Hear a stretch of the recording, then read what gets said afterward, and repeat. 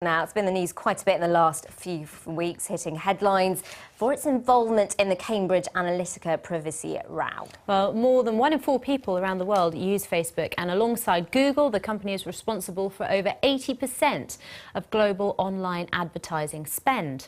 Now, the most popular platforms have a bigger audience than the world's most established TV channels. London-based Jungle Creations was founded in 2014. It now boasts 5.5 billion monthly views across its network of Facebook pages.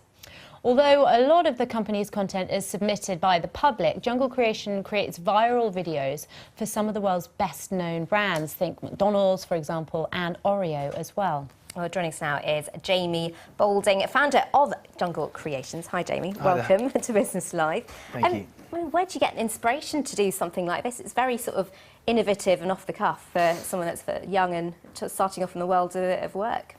Yeah, I guess, so I'm 27 and, back in 2014, luckily I'm kind of at the age where we grew up with Facebook and grew up with Instagram and grew up with social media, and then you kind of get to an age where, when you start thinking about kind of, as I was, wanting to start a business, and it just seemed like a massive opportunity, and back in 2013, 2014, Facebook was absolutely booming, and there was a lot of opportunity there, so that's why I kind of decided to build a business on social media. There's a lot of people making a lot of noise about social media marketing. A lot of people out there, they're doing it.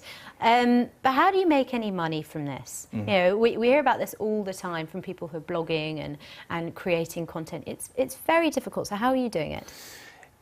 It is tough. It's not as black and white as other industries. Are you making money?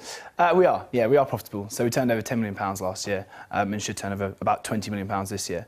And we make money in different ways. And, the main way really is branded content. So we're building communities around subject areas such as food and drink, news and entertainment.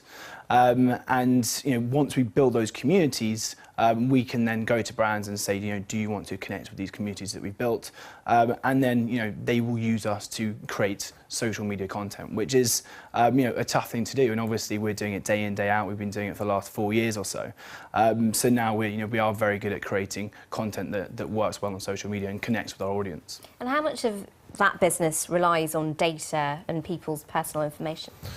Obviously the data that we're using is the data that's being stored on these platforms, whether it be Facebook or YouTube or Snapchat, and this is data that people are kind of submitting onto their profiles. So a lot of it does depend on the data, because that data is used to kind of bring a better user experience. So we can target people based on their interest, or based on their gender, or based on their age.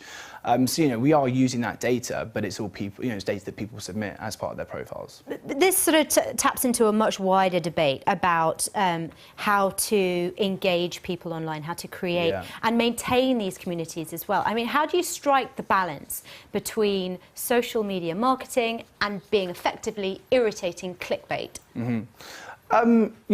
We'd never say it's irritating clickbait, as we are building communities around, around interest areas, and to build real communities, you need to provide the communities of value, and we do that primarily through content.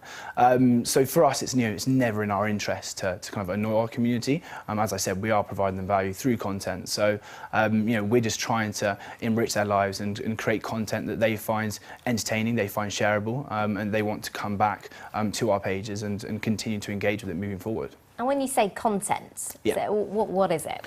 It's primarily video. Obviously, we have websites as well, and we're writing articles on those sites. So that is part of the content that we create. But the main focus now is video. Video is the #1 form of content these days. Very brief, sorry. Yeah, I think we're both trying to ask you the same question, because we both probably do it. What makes a really good, engaging video? A good start, keep people interested. At the end of the day, people are scrolling through their news feed, and they're scrolling through tons of content every single day. So you really need to have an interesting start, and then beyond that, you just need to create something that create a piece of content that really resonates with people, and that encourages them to have a meaningful interaction. So whether that be a share, or whether that be a comment, or sending it to their friends. What's an example of a really big hit?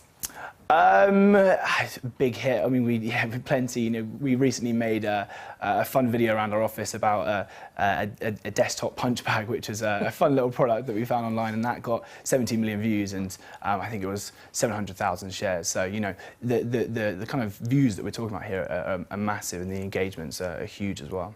Desktop punch bag. I think his name is Chris Pitt. He's our producer and he's listening to us now in the gallery. Sorry, Chris. Well, in a moment, we'll take a look through the business pages. But first, here's a quick reminder of how to get in touch with us. Thank you very much, Amy. Cheers.